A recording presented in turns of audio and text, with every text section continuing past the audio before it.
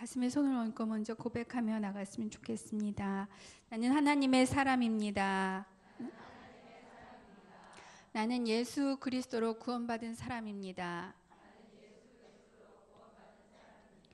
나는 성령 하나님과 동행하는 하나님의 자녀입니다. 아멘. 성령 하나님 우리 가운데 함께 하시는 줄 믿습니다. 여러분 안에 함께 하고 계신 줄 믿습니다. 아멘. 지난주에는 양재성전에서 요셉 행전이 있었습니다. 저희들 또 함께 가서 기도해 주신 분들도 있는데요. 남성들 집회였어요. 한 2,800명이 등록을 했다고 합니다. 그리고 첫날에는 2,200명 정도 남성들만 모여서 찬양하고 기도하고, 상상만 해도 놀라운 일이 아닙니까? 뭔가 새로운 일이 일어나기 시작했다고 그렇게 느껴지는데요. 지난 6월에는 여성들이 이렇게 흰옷을 입고 모여서 기도했어요. 나라와 민족의 부흥을 위해서 저희가 마리아 행전으로 모여서 기도합니다. 이것이 벌써 10년 정도 시간이 지났는데요. 이번 요셉 행전은 마리아 행전처럼 그렇게 요셉 행전을 진행됐는데, 요셉 행전은 묵상하는 목수들이라는 제목으로 진행이 되었는데요. 마지막 헌신과 결단 시간에 이재훈 목사님이 말씀을 전하셨는데 이렇게 말씀하셨어요. 우리는 다 하나님의 부르심을 받은 자들인데 그 부르심을 정말 정확히 우리가 알기 위해서는 날마다 묵상하는 그 시간이 필요하다.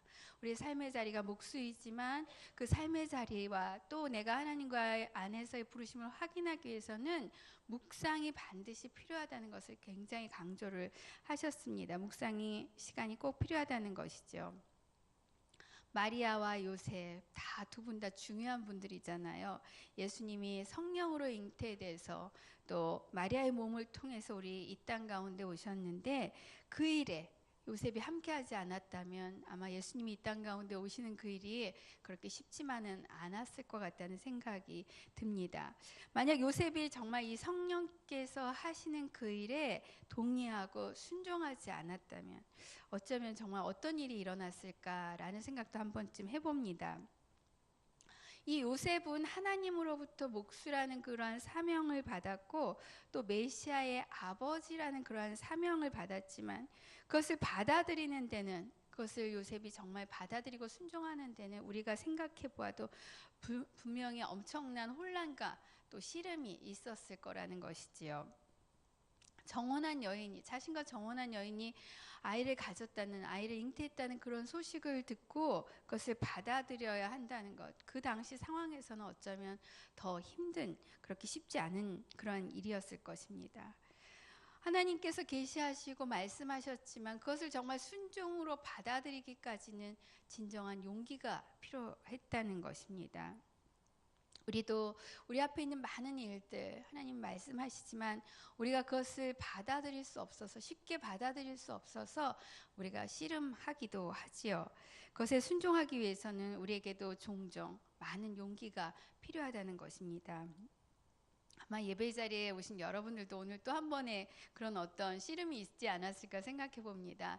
많은 일들이 있기 때문에 그 우선순위와 우리가 또 싸워야 되고, 이 자리에 나갈 것인가 말 것인가 한 번쯤 또 그런 갈등도 여러분 안에 있지 않았을까 생각해 봅니다. 그러나 여러분들이 이 자리에 계시다는 것, 그것은 하나님께서 기뻐하시는 것을 선택하셨다는 것이고, 여러분들을 그렇게 선택하신 여러분들 다시 한번 주님의 이름으로 축복합니다. 아멘. 요셉처럼 용기 있는 결단과 순종이 하나님의 부르심에 우리가 반응하는 것이고, 우리에게 주신 그 사명을 이루는 길이라는 것이지요. 그것이 목수이건 또는 그것이 아내이건 어머니이건, 때로는 자녀로서, 또 우리가 때로는 어떤 우리가 속한 그런 공동체 일원으로서 그 자리를 지키기 위해서 우리가 용기가 필요하다는 것입니다. 주님은 우리를 지금의 이 자리로 부르신 줄 믿습니다. 때로는 왜 내가 여기에 이런 모습으로 있는가, 이런 의문들 한 번쯤 해보지 않으십니까? 왜 내가 이 가정을 지키겠다고 이렇게 힘든 상황에서 내가 발버둥을 치고 있는 것인가, 이런 의문들이 있지만, 그것을 받아들이기 힘들 때도 있지만, 그러나 그때가 바로 우리의 순종과 용기가 필요한 순간인 줄 믿습니다. 오늘 본문인 이 15장은요, 최후에 이제 예수님께서 만찬을 마치시고 이제 십자가 죽음을 앞두시고 마지막 기도를 하시기 위해서 겟세마네 동산으로 가시는 중간에 제자들에게 주신 그 교훈을 담고 있습니다. 이 내용은 예수님의 순환 주간을 볼 때는 우리가 이제 목요일 밤쯤으로 이렇게 얘기를 합니다. 다른 공간 복음에는 나와 있지 않고 이 요한 복음에만 나와 있는 그러한 내용이기도 하지요.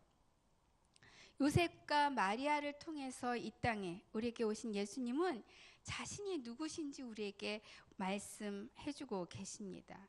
오늘 본문은 예수님께서 요한복음을 통해서 자신이 누구신지 선언했던 그 내용의 마지막 부분입니다. 예수님은 요한복음을 통해서 자신이 누구신지 말씀하시죠. 나는 생명의 떡이다. 나는 세상의 빛이다. 나는 양의 문이다. 또 나는 선한 목자다. 나는 부활이요 생명이다. 나는 길이요 진리요 생명이다. 그리고 나는 포도나무라고 그렇게 말씀하십니다.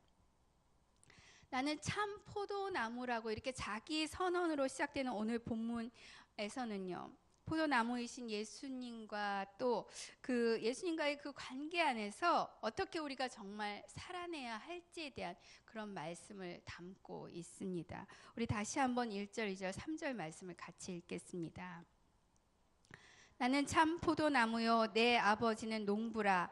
물은 내게 붙어 열매를 맺지 아니하는 가지는 아버지께서 그것을 제거해 버리시고 물은 열매를 맺는 가지는 더 열매를 맺게 하려 하여 그것을 깨끗하게 하시느니라. 너희는 내가 일러준 말로 이미 깨끗하여졌으니. 항상 열매 맺는 삶의 조건 첫 번째는 깨끗해야 한다는 것입니다.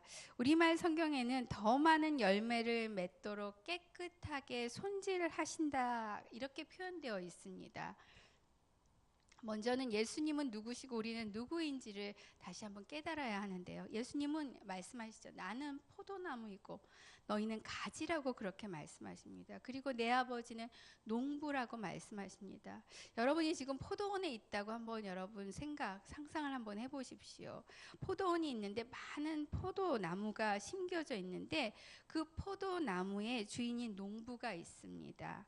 농부는 어떻게 합니까? 그가 가꾸는 이 포도원의 모든 일들을 다 주관하는 사람입니다. 나무를 심고 또 열매를 거두고 어떤 때는 어떤 나무가 정말 영양분이 필요한지도 다 살피고 그때를 맞춰서 어느 나무가 많은 열매를 맺는지도 살피고 그런 것들을 다 아는 사람입니다.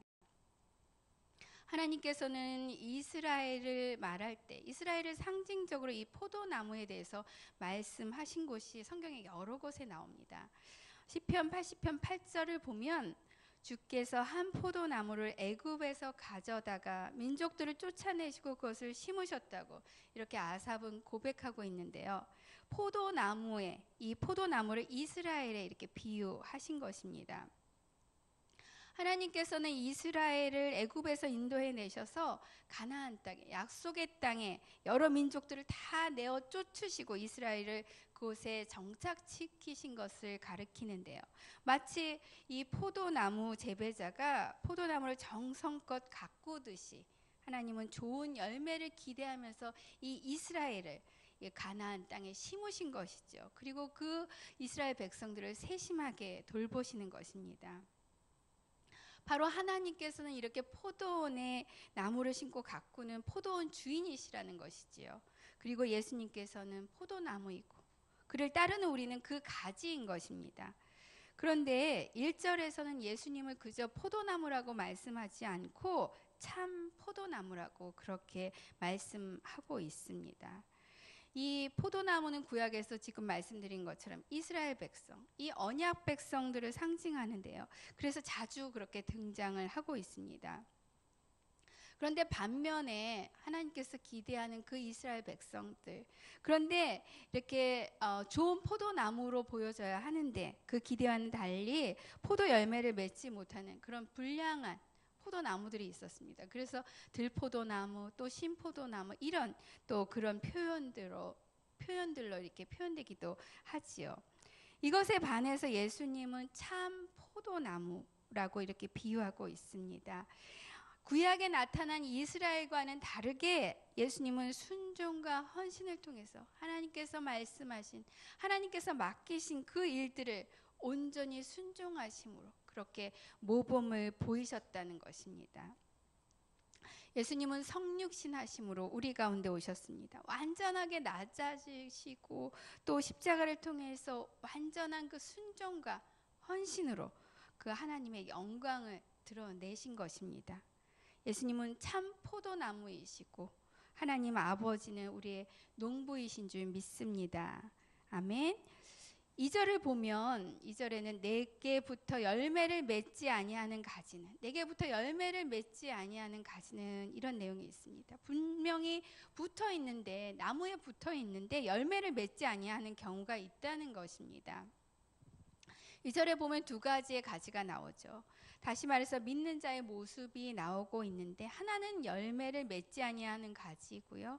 또 하나는 얼만큼인지는 알 수 없지만 열매를 맺는 가지가 있다는 것입니다. 열매를 맺는 가지는 더 많이 맺게 하기 위한 작업으로 그것을 깨끗하게 하신다는 것입니다. 여러분은 포도원 농부가 가지치기 하는 것을 보신 적이 있으십니까? 나무에 가지치기 한 것을 보신 적이 있으십니까? 네, 있으신 분들도 있으시고 그렇지 않은 분들도 있는데, 포도원은 아니지만 저희 교회도 화분이 이제 많이 있습니다. 3층에 가면 특별히 화분들이 많이 있는데 화분에 나무들이 심겨 있습니다. 이 풍성한 그런 화분들, 나무들을 가져다 놓았는데 어느 날 보니까 이 나무들이 다 축 처지고 잘 자라지 못하고 그런 모습들이 보였습니다. 여러분들이 잘 관찰하고 계신지는 모르겠는데 전문가를 초청했어요. 그래서 전문가가 와서 보고는 가지치기를 해야 한다고 그렇게 말을 하더군요. 시들은 나무 가지 잎들은 다 과감하게 잘라버려야 한다고 그렇게 얘기를 합니다. 가지치기를 해서 남은 가지들이 정말 튼튼하게 자랄 수 있도록 그렇게 해줘야 한다는 것이죠. 그래서 그 가지치기를 했어요. 그래서 지금 보면 화분에 있는 나무들이 별로 이제 가지가 많지 않습니다. 그러나 이제 좀 저희가 기다리면 거기서 새순이 나서 이 가지들이 튼튼해질 거라고 생각이 됩니다. 가지치기는 이렇게 나무가 열매를 더 많이 맺게 하기 위해서 필수적인 작업이라는 것입니다. 농부가 가지를 치고 그래서 더 많은 양분과 햇빛을 이 나무가 잘 받을 수 있도록 열매를 잘 맺도록 해주는 것, 그것은 당연한 일인 것입니다. 열매를 맺는 가지는 더 열매를 맺게 하려 하여 그것을 깨끗하게 하시느니라.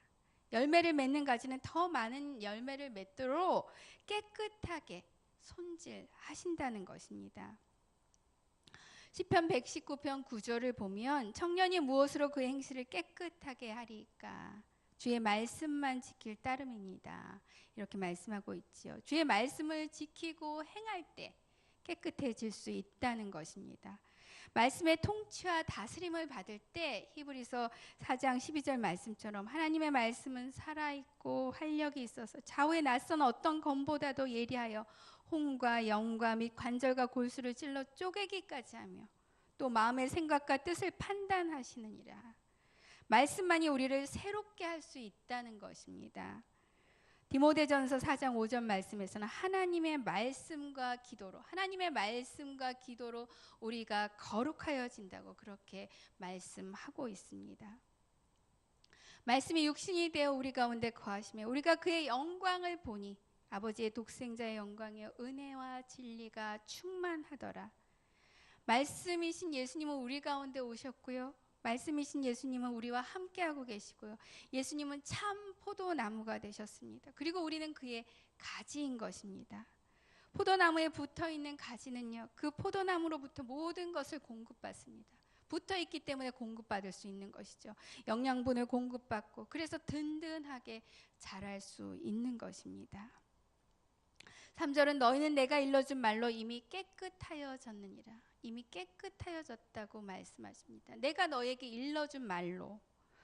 우리는 이미 예수를 그리스도라고 고백하고 있습니다. 이제는 죄인이 아니라 우리의 죄값을 갚아주시기 위해서 십자가를 지신 예수님 때문에 우리는 이미 의로운 자라고 그렇게 칭함을 받았습니다. 깨끗하여진 자들인 줄 믿습니다. 그러나 계속해서 이 땅 가운데 살면서 그리스도를 닮아가며 더 많은 열매를 맺기 위해서는 그 깨끗함을 잃지 말아야 할 것입니다. 그 말씀, 그러기 위해서는 그 말씀이 우리를 깨끗하게 하시는 줄 믿습니다. 말씀과 기도로 우리가 깨끗하여지고 날마다 여러분들이 주를 닮아가는 여러분들 되시기를 축원합니다. 아멘. 우리 4절, 5절, 6절 말씀 같이 읽겠습니다. 내 안에 거하라, 나도 너희 안에 거하리라. 가지가 포도나무에 붙어 있지 아니하면 스스로 열매를 맺을 수 없음같이 너희도 내 안에 있지 아니하면 그러하리라.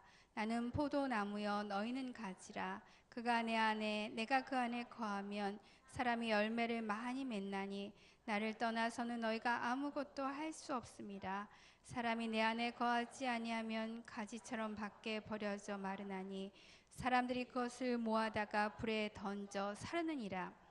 항상 열매 맺는 삶의 조건 두 번째는 주님 안에 거하는 것입니다. 이 거한다는 것은 주님과 완전한 연합을 말하고 있습니다.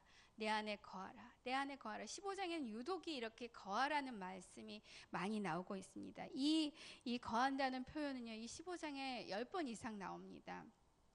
그것이 이 15장의 열쇠이기도 합니다. 거의 매절마다 거하라는 말씀이 나오고 있는데, 내 안에 거하라, 주님 안에 거하는 것, 이것만이 우리가 그리스도의 생명에 이르는 유일한 길이라고 말씀하고 있는 것입니다. 그리스도인이라면, 그런데 우리는 이미 그리스도 안에 거하는 것이죠. 거한다고 그렇게 고백합니다. 그런데 다시 한번 말씀하고 있습니다. 내 안에 거하라, 내 안에 거하라고 말씀하십니다. 그의 사랑 안에 거하라고 말씀하십니다. 그것이 우리에게 주어진 특권이라는 것이지요. 요한은 이렇게 요한복음뿐만 아니라 그의 서신서 가운데 이렇게 거하라는 말을 굉장히 많이 사용하고 있습니다. 이 표현을 통해서 하나님 아버지와 성자 하나님을 향한 우리의 사랑, 순종, 그리고 연합함, 하나님과 하나됨을, 그것을 강조하고 있는 것입니다. 이 거한다는 이 말을 조금 더 구체적으로 그 의미를 우리가 살펴보면요, 제일 먼저는 예수님을 우리가 거한다고 말할 때 예수님을 우리가 구원의 하나님으로 받아들인다는 것입니다. 이것은 이미 우리가 다 그렇게 고백했기 때문에, 우리 가운데 이미 일어난 일이기 때문에 그렇게 별 큰 문제는 없습니다. 여러분들은 이미 그렇게 고백하고 있기 때문에 우리가 거한다고 볼 수 있지요. 그러나 좀 더 구체적으로 거한다고 말할 때 그것은 믿음을 계속적으로 지켜나간다는 것입니다. 우리가 그 믿음을 잃지 않고 믿음을 계속적으로 지켜나가는 것을 말하는 것이죠. 여기부터 이제 문제가 발생하는 것입니다. 한 번 더 나간다면 믿음뿐만 아니라 그의 사랑에, 그를 따르면서 그의 사랑에 우리가 복종함으로써 그 사랑 앞에 우리가 주님과 절대적인 연합을 이루어간다는 것을 말하고 있습니다. 더 큰 우리의 신앙의 모습을 말하고 있는 것이죠. 우리가 밖에 나갔다 들어오면 씻죠. 손을 씻고, 어떤 사람은 발까지 씻고, 어떤 사람은 목욕하는 사람이 있습니다. 이와 같이 우리가 주님 안에 거한다는 것, 그저 손만 씻는 것이냐, 아니면 발도 씻는 것이냐, 아니면 주님과 함께 그렇게 목욕을 하고 주님과 함께 연합하여 그 사랑 안에 온전히 거하는 것이냐 하는 것을 말하고 있습니다. 본문에 이 거한다는 말이 계속해서 어디 걸리고 있는가를 보면요, 내 안에, 나의 사랑 안에 거하라고 말씀하고 있습니다. 이 거한다는 것은 다시 말해서 우리가 믿음을 지키고 예수님의 그 사랑 안에서 그 사랑을 지켜나가는 것입니다. 우리는 주님 안에 거하길 원합니다. 주님 안에서 온전히 거하고 그 믿음을 지키고 그 사랑을 지켜나가는 여러분들 되시기를 축원합니다. 아멘. 우리는 오직 주님 안에 거하고 우리 안에 주님이 거하시는 그 거룩한 성전이 되길 원하는데, 그렇다면 그 방법이 무엇이냐는 것이지요. 우리가 요즘 주일에 빌립보서 말씀을 듣고 있습니다. 빌립보서 말씀을 통해서 예수님께서 어떻게 우리 가운데 오셨는지를 다시 한번 깨닫고 있는데요. 예수님은 우리를 찾아오셨습니다. 본체 하나님이시지만 하나님과 동등됨을 취할 것으로 여기지 아니하시고 낮고 낮은 이 땅 가운데 오셨습니다. 우리 가운데 오셨습니다. 우리와 같이 되셨습니다. 우리와 함께 거하시고 우리를 위해서 죄값을 갚아주시기 위해서 그 육신의 옷을 입고 우리 가운데 오신 것입니다. 왜? 함께 거하시기 위해서 우리 가운데 오신 것입니다. 그런데 우리가 이렇게 쉽게 이것을 얘기하지만, 성육신을 얘기할 때 우리가 쉽게 이렇게 얘기하지만 이것은 결코 쉬운 일이 아니지요. 창조주가 피조물을 찾아오신 것입니다. 그렇게 생각하면 그것은 정말 기적 중에 기적인 것입니다. 그분이 오셔야만 가능했기 때문에, 예수님이 이 땅 가운데 오셔야만 가능했기 때문에 우리를 찾아오신 것입니다. 그것은 바로 가장 낮아진 것이고, 또 자신을 비워내신 것이고, 또 오직 하나님 아버지께 순종하신 것입니다. 예수님은 그렇게 우리 가운데 오셨고요, 우리 안에 거하시는 줄 믿습니다. 4절을 다시 한번 보면, 내 안에 거하라, 나도 너희 안에 거하리라. 가지가 포도나무에 붙어 있지 아니하면 스스로 열매를 맺을 수 없음같이 너희도 내 안에 있지 아니하면 그러하리라. 둘이 하나 되는 연합은요, 어떤 하나가 죽지 않으면 진정한 하나됨을 이룰 수 없습니다. 우리가 부부가 하나 된다고 하면서도 하나 되지 못하는 이유, 여러분들이 더 잘 아실 것입니다. 내 자존심이 올라올 때 더욱 힘들지요.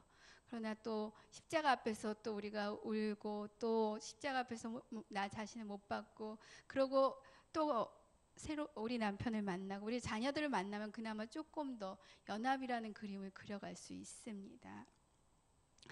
우리는 갈라디아서 2장 20절을 잘 알고 있습니다. 그 말씀을 외우면서 내가 그리스도와 함께 십자가에 못 박혔다고, 그래서 이제는 내가 사는 것이 아니라고 그렇게 고백합니다. 이제는 그리스도가 사는 것이라고, 내 안에 사시는 예수 그리스도만이 사는 것이라고 그렇게 고백합니다. 그러나 또 현실에 서면 우리가 또 무너지는 우리를 보게 됩니다. 그리스도는 안 계시고 내가 살아나는 것을 얼마나 우리가 많이 경험하게 됩니까? 예수님은 이 땅에 오셔서 자신을 우리에게 주셨고 또 우리 안에 오셨습니다. 내 안에 거하라, 나도 너희 안에 거하리라. 가지가 포도나무에 붙어 있지 아니하면 스스로 열매를 맺을 수 없음같이 너희도 내 안에 있지 아니하면 그러하리라. 주님 안에 거하는 것은요, 우리가 낮아지고 주님처럼, 주님이 그렇게 우리 가운데 보이신 것처럼 우리가 낮아지고 우리를 비워내는 것이고, 또 주님이 말씀하신 그 말씀 앞에 순종하는 것인 줄 믿습니다. 여러분은 스스로 열매를 맺을 수 있습니까?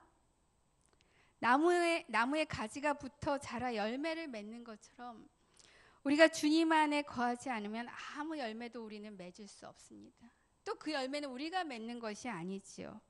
그 열매는 바로 주님이 그 공급원이 되시는 것입니다. 나는 포도나무요, 너희는 가지라. 예수님께서는 예수님과 관계 안에서 우리가 누구인지를 분명하게 말씀해 주고 있습니다. 포도나무에 우리가 붙어 있을 때에만 생명을 얻을 수 있는 가지라는 것입니다. 붙어 있는 것에 대한 재미난 표현 여러분들도 많이 들어보셨을 거예요. 뛰는 놈 위에 나는 놈 있고, 나는 놈 위에 붙어 있는 놈이 있다고. 붙어만 있으면 뛰기도 하고 날 수도 있다는 것이죠. 잘 붙어 있는 게 중요하다는 것입니다. 그리스도와 연합하여 있을 때만이 우리가 열매를 맺을 수 있는 줄 믿습니다. 아멘. 예수님께서는 그 이름, 우리에게 예수 그리스도의 그 능력의 이름을 주셨습니다. 주님 안에 거하십시오. 주님 안에 거하면 많은 열매를 맺는 여러분들이 되실 줄 믿습니다. 아멘. 그런데 6절을 보면 예수님 안에 거하지 아니하는 자에게 주는 심각한 경고가 나옵니다. 사람이 내 안에 거하지 아니하면 가지처럼 밖에 버려져 마르나니 사람들이 그것을 모아다가 불에 던져 사르느니라. 누군가 예수님 없이 스스로의 그 힘으로 할 수 있다는 것은 자만심이지요. 이것은 패망의 지름길입니다. 예수님 안에 거하지 아니하면 버려진 가지, 그 가지가 마른다고, 그래서 모아다가 그것을 불에 던져서 사른다고 그것을 강조하고 있습니다. 이미 그리스도 안에서 제자들이 되어 있는 그 제자들에게 왜 이렇게까지 예수님은 말씀하고 있는 것입니까? 어떤 사람들이 우리가 겉으로 보기에는 굉장히 도덕적이고 훌륭해 보이지만 그래서 많은 사람들에게 존경을 받고 있지만 사실 예수님 안에 거하지 않는 순간 그 사람은 밖에 버려질 것이고 또 예수님과 무관해지는 순간 말라지는 결과에 이른다는 것입니다. 예수님이 이렇게 제자들에게 말씀하신 의도는 어떤 것일까요? 무엇일까요?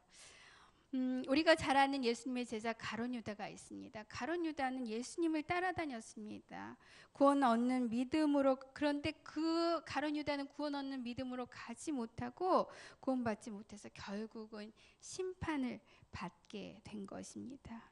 예수님과 같이 있었습니다. 예수님을 따라다니고 3년 동안이나 제자로 그렇게 같이 있었습니다. 마치 그래서 가지처럼 보였지만 그러나 그 안에는 하나님의 생명이 없었기 때문에 결국 죽은 가지처럼 밖에 버려져서 마르고 또 불에 던져 태워지고 만다는 것입니다. 주님 안에 거하며 생명을 얻는 방법은 무엇입니까? 앞에서 나눈 것처럼 거한다는 것입니다. 거한다는 것은 무엇입니까? 바로 우리가 믿음을 지키고 예수님의 사랑 안에서 그 사랑을 지켜 나가는 것입니다. 거한다는 것은요, 또한 우리가 기억해야 할 것이 있습니다. 시간과 장소를 함께하는 것입니다. 정해진 시간과 장소에서 주님을 만나는 것입니다. 그것은 바로 묵상인 것이지요. 우리가 생명을 얻을 수 있는 것은 이 말씀으로 오신 그 주님을 만나야만 가능하다는 것입니다. 말씀을 묵상하고 그 주님을 만나서 그 말씀, 주신 말씀을 지켜나갈 때 우리 안에 그 생명이 있는 줄 믿습니다. 그래서 우리가 생명의 삶, 또 큐티를 하고 그 말씀을 붙잡고 살아가기 위해서 그렇게 씨름하는 것이죠. 그래서 우리 각자의 삶 가운데도 그렇게 씨름하지만 우리가 또 그렇게 함께 씨름하면서 나눔도 같이 합니다. 그래서 교회 안에는 큐티방도 있죠. 이렇게 나 혼자 씨름하다 보면 지칠 때가 있기 때문에 함께 모여서 말씀을 나누고 또 그 말씀을 붙잡고 격려하면서 가는 것입니다. 그래서 여러분들이 혹시 그렇게 함께 그 말씀을 나누며 교제하기 원하시는 분들은 또 우리에게 오셔서 말씀해 주시면 또 여러분에게 그렇게 그 길을 안내해 드릴 수 있습니다. 다시 한번 축복합니다. 주님 안에 거하십시오. 주님 안에 거하며 생명을 얻고 많은 생명의 열매를 맺는 여러분들이 되시기를 축원합니다. 아멘. 우리 7절, 8절, 9절 말씀 같이 읽겠습니다.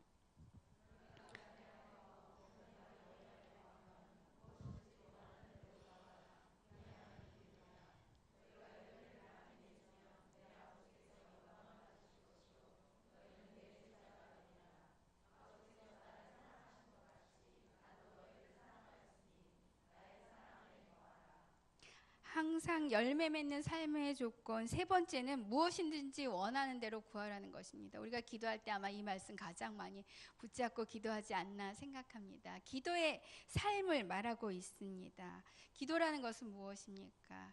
우리의 뜻을 관철시키는 것이 아니라 아버지의 뜻을 깨닫고 그 뜻대로 이루시도록 우리의 마음을 드리는 것입니다. 그래서 이것을 대화라고 얘기하죠. 대화가 필요하고 시간이 필요하고 때로는 씨름이 필요한 것입니다.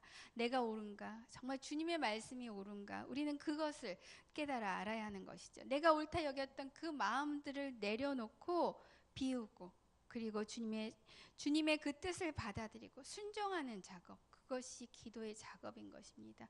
그러나 결코 쉽지 않습니다.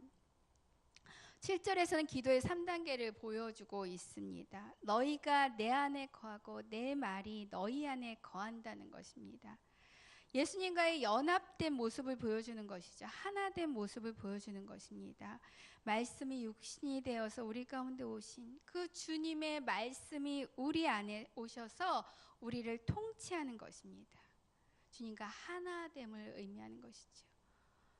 창조주이신 하나님, 그 아들이신 예수님, 그분이 우리 가운데 오셔서 우리를 통치하시는, 너희가 내 안에 내가 너희 안에 거하는 하나됨을 말씀하고 있습니다. 두 번째는 주님이 우리를 통치하시고 우리가 주님과 하나 되어 연합하였을 때 우리가 구하는 것, 그것은 우리의 뜻을 관철시키는 것이 아니라 바로 우리는 당연히 그때는 주님의 뜻을 구하게 된다는 것입니다. 우리가 시련 가운데 우리 것을 내려놓고 이제는 주님의 뜻을 분별해서 주님의 뜻을 구하게 되는 그 작업이 이루어진다는 것이죠. 세 번째는 주님의 뜻대로 구할 때 주님은 기쁘시게 응답하시는 줄 믿습니다. 그래서 이 7절의 말씀을 가지고 기도할 때 내 것을 관철시키려고 주님 앞에 나갔을지라도 이제는 주님의 그 말씀의 통치 가운데 있게 되는 것이고, 또 주님의 뜻을 분별해서 주님의 뜻을 구하게 되는 것이고, 그리고 그것을 들으시고 주님은 기쁘게 응답하시게 되는 줄 믿습니다. 너희가 내 안에 거하고 내 말이 너희 안에 거하면 무엇이든지 원하는 대로 구하라. 그리하면 이루리라. 그런데 이렇게 말씀하셨는데도 불구하고 왜 우리는 그렇게 많은 기도를 하는데 그 기도가 다 응답되지 않는 것일까요? 우리의 기도가 응답되지 않는다면 그것은 우리의 기도에 또 점검이 필요하다는 것이지요. 데이비스 메이스라는 목사님은 이렇게 말씀하셨어요. 우리가 올바른 기도를 드리고 있는지 다음과 같은 사항들을 점검해 보라고 그렇게 말씀하셨는데요. 한번 잘 들어보세요. 정말 진심으로 원하는 게 무엇입니까? 그것을 구체적으로 구하고 있습니까?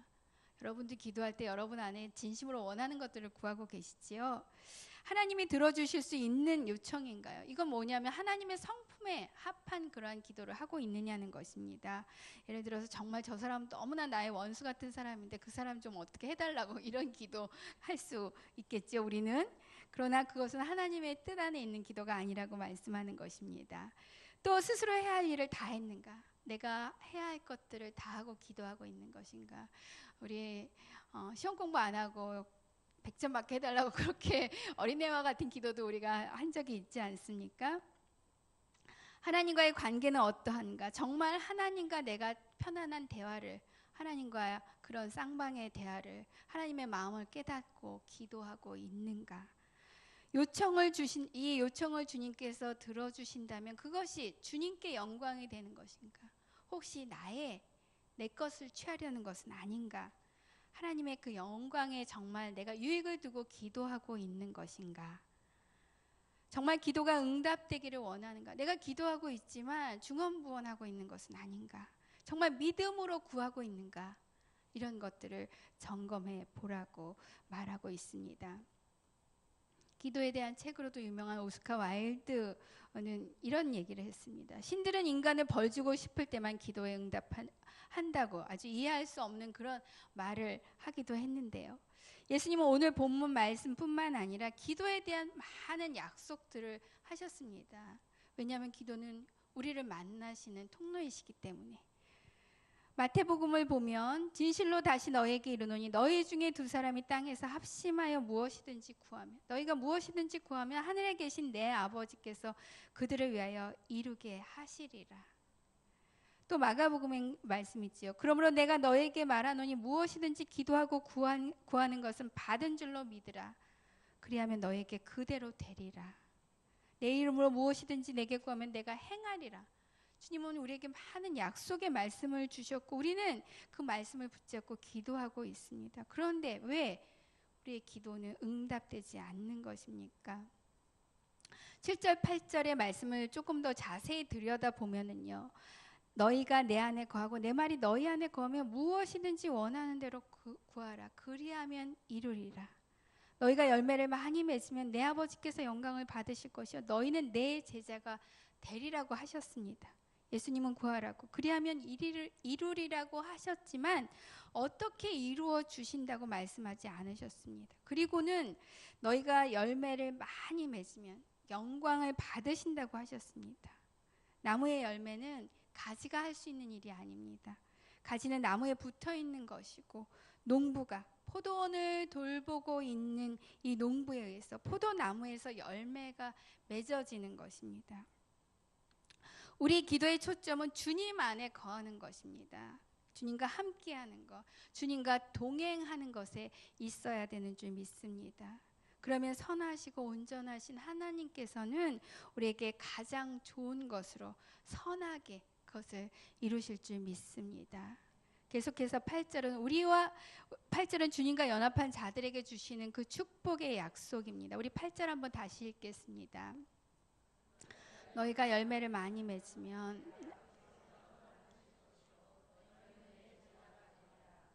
열매는 그 나무가 어떤 나무인지를 봅니다. 우리가 사과나무를 보면 사과를 보면 사과나무에서 이게 나온 것이라는 것을 알 수 있지요. 또 이름도 알 수 없는 열매를 보면 그 나무를 짐작할 수 없습니다. 또 포도나무 열매를 보면 이게 그러니까 포도송이를 보면 포도나무에서 왔구나 하는 것을 알 수 있습니다. 나는 포도나무이고 너희는 가지라고 말씀하시는 예수님을 통해서 우리가 많은 열매를 맺는다면 우리를 통해서 세상은 우리가 우리 안에 있는 예수 그리스도를 보게 될 줄 믿습니다. 많은 열매는 수확은 바로 농부의 기쁨이라는 것이죠. 그것은 바로 하나님께 영광이 된다고 말씀하고 있습니다.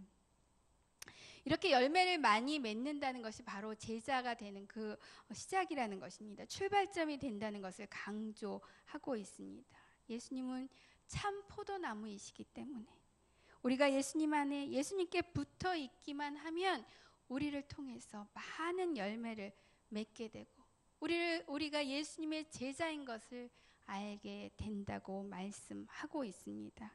우리가 많은 열매를 맺을 때 우리가 예수님의 제자인 것을 세상이 알 줄 믿습니다. 우리 계속해서 9절, 10절, 11절 같이 읽겠습니다.